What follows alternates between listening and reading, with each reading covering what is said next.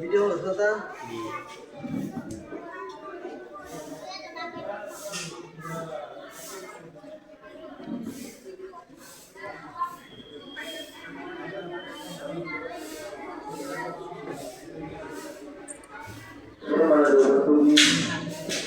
আমাদের সামনে মহাগ্রন্থ আল কোরআন থেকে তেলাওয়াত নিয়ে আসবেন মোহাম্মদ রবিউল্লাহ।